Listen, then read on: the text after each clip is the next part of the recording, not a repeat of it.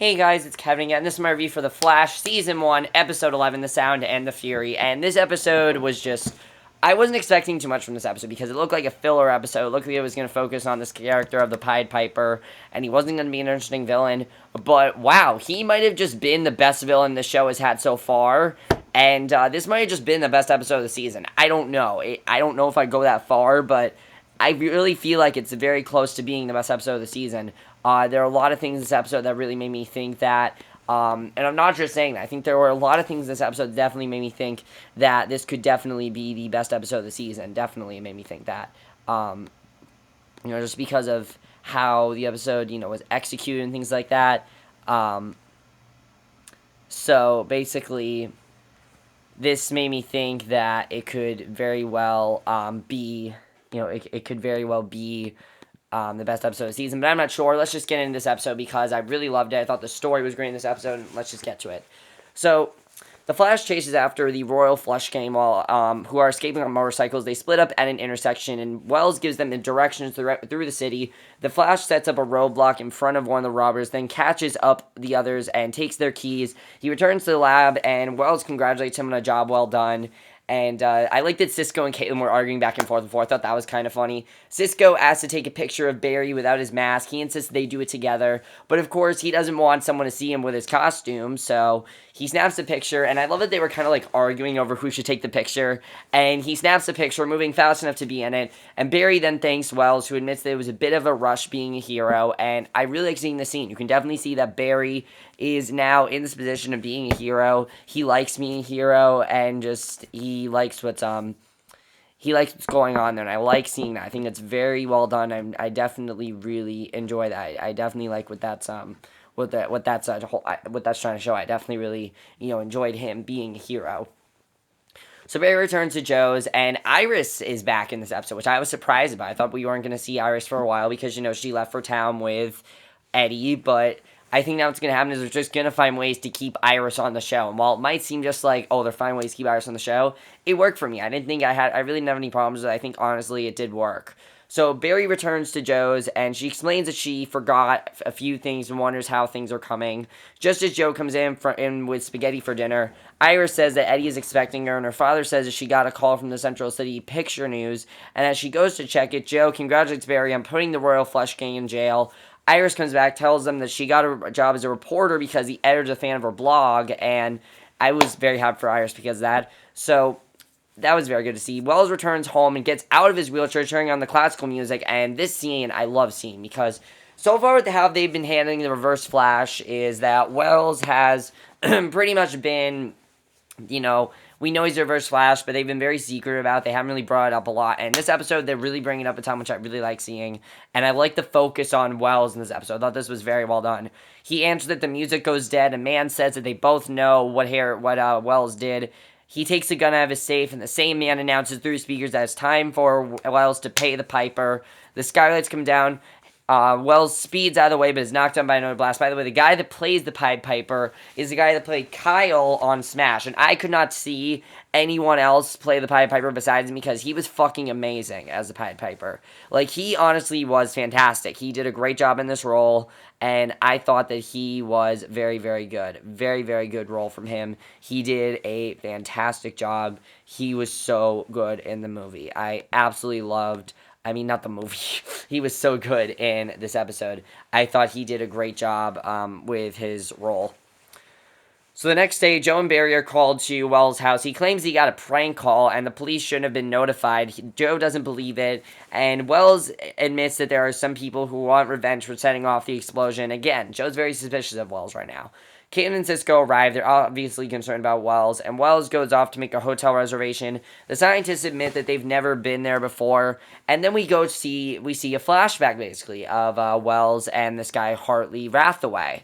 And he's playing chess with him, and we find out that this takes place on Cisco's first day working at Star Labs, and basically, Harrison introduces him, Wells, he introduces him to Hartley. Hartley is less than impressed with Cisco's scruffy appearance. Wells talks to him privately and says that he has a good feeling about Cisco. However, he assures Hartley that he's still his guy and nothing will change that. And you can see that there's definitely some jealousy going on with Hartley and Cisco. There's a lot of tension going on with them, and I really like seeing that. They really gave Cisco tons of stuff to do in this episode, which I love seeing because while Cisco's had stuff to do, he's really been more of a fun character, so it was cool to see him do some very serious stuff in this episode. I love seeing that. I love where they take characters that are normally funny and give them serious storylines. I think it's very well done when you do that on a show. Any show really, I love when they do that, but I was very happy they did that on the show.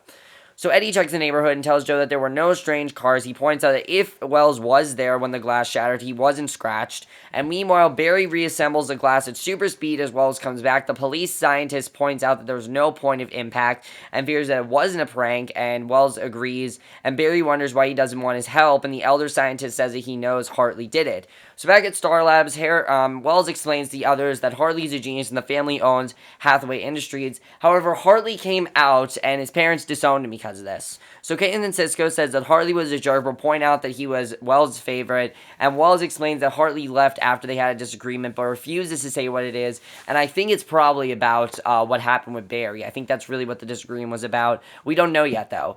But Barry promises that he won't let Hartley hurt any of them and heads back to his lab with Joe. So Hartley, then we go to another flashback, and Hartley is reluctantly showing Cisco around, putting him down at every opportunity he can. He literally wants nothing to do with him. He's telling him that he's worthless and that he's not, he's immature, he's not prepped for this job. And Cisco finally is enough, dares Hartley to challenge him. Hartley throws out a series of questions. Cisco answers all of them, and Caitlin comes in, introduces herself, and I like seeing Caitlin because we see that this is, I like seeing that Caitlin was there before Cisco, because I always thought that Caitlin and Cisco would have entered together, but apparently they didn't. They did not work together. They ended up working separately, which I like seeing. I think that was well done, and I definitely really enjoyed seeing. I really did like that. I thought that was very good.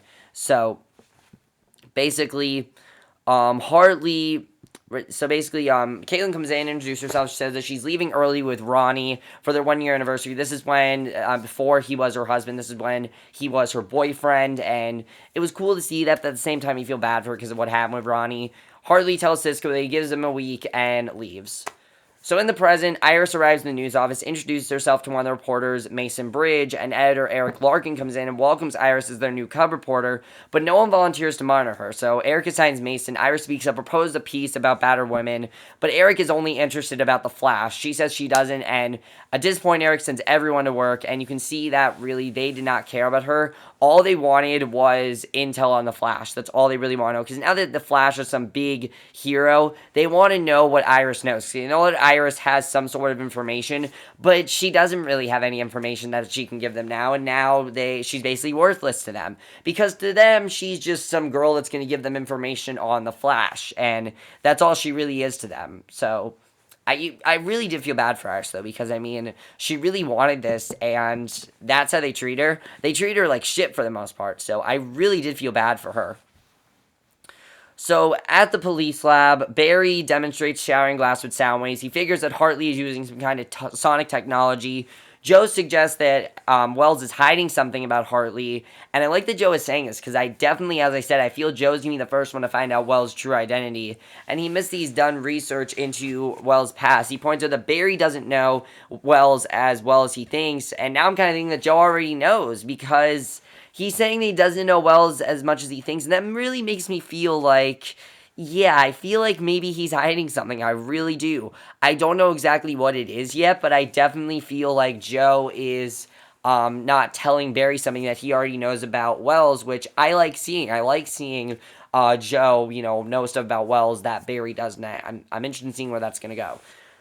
So Eddie comes in, says that Hathaway Industries is under attack, and the detectives head out. Caitlin calls to tell Barry the same thing. And at Hathaway Industries, Hathaway costume as the Pied Piper. We see, we see Hartley, and he's blasting the building with sound waves from Risk Generations. The police pull up, he blasts their cars. Flash speeds up and knocks him down. Pied Piper says that he knows Caitlin, Cisco, and Wells are helping him because he can hear the radio waves emanating from the Flash's suit, and he then blasts the Flash back, and the speedster takes evasive action. He then circles around, grabs a policeman's batons and bombards Pied Piper with them. Flash runs in, rips off the villain's wrist devices. However, Pied Piper says he figures out who Wells really is. And when he said them, like, he's gonna tell Barry. He's gonna tell Barry what really is going on with Wells, which I thought was gonna happen, but it doesn't happen this episode. That does not happen. But I thought it was. There was a point in this episode where I'm like, is he actually gonna tell Barry what's going on with Wells? Because if he did, that would have been very interesting. I definitely feel like, I mean, we see he's sticking around the show. I'm just gonna say right now, by the end of this episode, he's sticking around the show. So I definitely feel like Pied Piper is gonna be the one to reveal to Barry that Wells, who Wells really is. So Flash takes Pied Piper to Star Labs, and unimpressed, Hartley taunts Cisco and Caitlin, and Cisco and Caitlin put him in a containment cell. You can see they're less than thrilled, obviously, to see him there. Cisco especially. Cisco is pissed at him because of how much he mentally abused him, and how much he just put him down constantly, wanting nothing to do with him. You can see what it's done to Cisco, and I like seeing that. Cisco scans him, tells him to take out the foreign metal objects in his ears. Hartley explains he suffered head trauma from the explosion, is in severe pain without them, continues to taunt them, and Wells comes in and asks Cisco and Caitlin to go. And once they're alone, Hartley explains, and now we find out what really this is all about.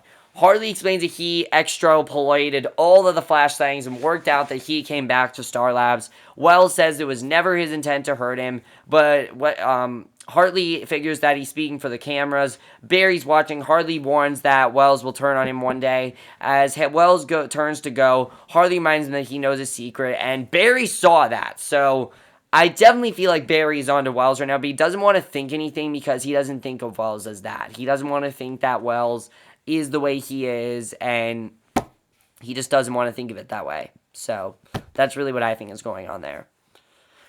So at the newspaper, Eric tells Iris to look into a Flash thing. She goes over to Mason, and he irritably tells her that he has his assignment and she has hers. Iris says she's serious about being a journalist, but Mason points out that she has nothing and leaves. So really, he just wanted her to give him information on the Flash, and she meets Barry at Jitters and realizes that he's depressed. She's talking about how she had the worst day ever, but he also had a very bad day because he feels like Wells is betraying him, and he doesn't know what's going on, obviously. So he invites her to dump on him, and Iris explains why she was hired. She admits that she's respected Mason until he told her she was a worthless millennial. Barry tries to reassure her that she's talented, and I love this friendship between them. I really do. I like that even though they're not together, that they do have a nice friendship, and I'm really enjoying that they're doing that because it's one of the best parts of the show is their friendship. It's such a good friendship, and I love that.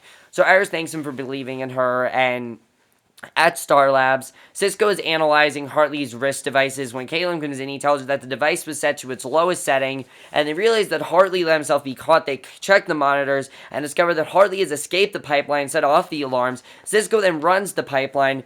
Wells super speeds there to only suddenly collapse, and outside of his cell, Hartley removes one of the implants, screams in agony, uses the explosive in the implant to blow open the vault door. Just as Cisco comes running up, the blast knocks Cisco back. Hartley walks past his unconscious former co-worker, and Caitlin's in the main lab, and Hartley knocks her unconscious, then recovers his sonic device, starts hacking the computer. Wells manages to catch up to Barry, and he tells him that Hartley has escaped. Barry speeds off before Iris can come back. Pied Piper advances on Wells and asks if he's still his guy. Barry arrives at the main lab, finds Wells in his wheelchair, no sign of Hartley. They bring Cisco around, warn him that he has a concussion, and wonder why Hartley let himself be caught. Wells tells them that Hartley won't stop until he does, and says that he's going to earn their trust. So that's definitely very interesting. And then we go for one last flashback.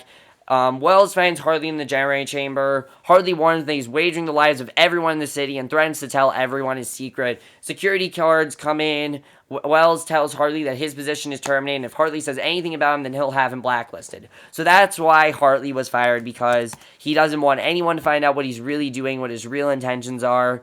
And I pretty much predicted that, but I didn't care. It was a predictable twist because I thought overall it was very well done. The way they handled it was well done, and I liked it. I liked it overall. I thought it was a very well done scene, and even though I predicted it, I thought it was well done. I like that the show does do that because, I mean, if it was predictable, it could have bothered me, but it really didn't bother me because I thought it was a really good twist, and I like that. I like seeing that's all about that, and I like that the main focus now is Wells not really being a trustworthy guy, which I like seeing. So the next day, Iris arrives at the station and discovers Mason and other reporters there for a press conference. Wells comes out and announced that he was warned about the dangers and ignored his colleague, and he failed the city. Hartley's in an apartment downloading files from the lab computer. He hears Wells on the TV say that he hopes to regain everyone's trust, and Mason asks a question about rebuilding the accelerator. But Wells asks Iris for a question. She repeats Mason's question, and Wells says that he isn't as he leaves. Mason asks Iris what's going on, but she just says after she's showing gumption. Back at Star Labs, Wells figures out that Hartley will come after him again. Cisco's going over the data and insists that he'll find out why Hartley fooled them. Harrison tells him that he has nothing to prove and says that he hired him because he saw the humanity in him that Hartley never had. He assumes that that he never had a favor and it's just them. And I like that he said that to him, because obviously when you hear that he's your favorite and you're not, I mean, it obviously kind of hurts Cisco. So I like that he said to him, I mean, he's not my favorite. He's just saying that he's just being subjective and he's just trying to, scare you. So back at Star Labs, Wells figures out that Hartley will come after him again, and I just read this. Hartley shoots out the speakers, said if it's between them, Wells and the Flash. He invites Wells to play one last game of chess, says he's already at the board. Pied Piper tells Wells to send the Flash while he takes out some pawns, blasts a tool booth, bringing traffic to a halt in the dam. Barry suits up. Wells says Cisco signed for seismic activities at the dam. Pied Piper blasts cars, looks over the carnage he's causing. Cisco locates Pied Piper and the Flash speeds to the dam. He rides just the villain, blasts a car off the bridge, gets the woman back up on the road. Wells warns the hero that Hartley is a master of distraction, just as Pied Piper blasts several cars in the air. The Flash knocks them over at the side before they can endanger anyone. And Cisco realizes that Hartley downloaded their data on Barry's molecule scans, and Wells is yelling at the Flash to get out of there, but the Flash disarms Pied Piper and says that he's lost. Pied Piper activates his sonic device by remote, using the speakers in the Flash's suit to kill him. Hero collapses, and Pied Piper says that he triggered the sonic blast when he pulled off the devices. And Wells ties into the satellite radio the remaining cars on the dam, sends sound waves that will destroy Pied Piper's weapons. Pied Piper runs over to pick them just as they explode in his hands, collapses to agony as the Flash recovers and tells Wells that he can hear him. Later, Barry confirms that he's okay, if a bit deaf, and Cisco goes to lie down. Caitlin leaves with him, and Wells tells Barry that it's difficult for him to admit that when he was wrong, and even to his closest friends, it's hard for him to admit that. And he says that one day he hopes to restore Barry's trust and faith in him. And Barry says he already has. He gives Wells the photo he took earlier and leaves. And later at the station, Barry visits Joe. And you can see that I think with Wells right now is that he wants to trust him. I mean, Cisco he definitely trusts, and he wants to trust Wells as well, but I feel like definitely Barry does not trust Wells. So Barry visits Joe and admits that it must have been hard on Joe raising him. He assures Joe that nobody could replace him, not even Joe, and they shake. And as Barry leaves, Eddie comes in and tells Joe that he searched Wells' entire house but found nothing. And he wonders if Joe is sure that he wants to investigate Wells, and Joe assures his partner that he is. So yes, they are doing a full investigation on Wells, and they are going to find out some very disturbing information that they probably don't want to find out, stuff they don't want to find out already, and I'm definitely interested in seeing what's going to happen there, because that's going to get very interesting. I'm definitely looking forward to that. That's going to be awesome to watch. So Hartley wakes up in a containment cell. Cisco tells him to make himself comfortable. Much to his surprise, Wells says that Hartley says that Cisco is going to let him out soon. Cisco wonders why he would do that, because obviously he would never do that. But what Hartley says is very interesting, because Hartley says that he knows where Ronnie is, what really happened to him, and how to save him. The question is Hartley being serious? I think he is, because, I mean, he wouldn't lie about something like that, but I don't know. We'll have to see what happens there. And at the end of the episode, we see Wells, the post-credit scene, of course. The gating computer warns him that the output is past tolerable levels, but he orders the output to maximum. The computer doesn't know how long the device is viable. Wells says it was only temporary fix until the real endgame. We see a close-up of the Reverse Flash, and shit is about to go down. And oh my god, guys, this episode was amazing. By far the best episode of the season. Absolutely loved it. Let me talk about what I really like seeing here. First of all, obviously, Joe is going to uncover some stuff about Wells. I'm very interested in seeing what's going to happen there. Iris. I really want to see Iris do a good job with this news thing. I know that she's being kind of mistreated right now, but we'll have to see what happens there. That's going to be interesting to see. I love Pied Piper's character. So happy he's sticking around. Does he really have this information about Ronnie? it's going to be interesting. I think this episode's really going to stop the whole metahuman of the week thing, because this was no metahuman of the week. This is a metahuman that's going to really cause a lot of shit now. And that's going to be interesting to see. And as far as Barry goes, I don't think he trusts Wells either. I think Joe's going to try to get Barry to help him with the investigation. We'll see what happens there. But that's my review. Hope you guys enjoyed. Let me know if you guys saw this episode. Overall, guys, I love this episode. And I'll see you guys in my next video, which will be my review for Agent Carter. So I will see you guys for that. Okay, bye.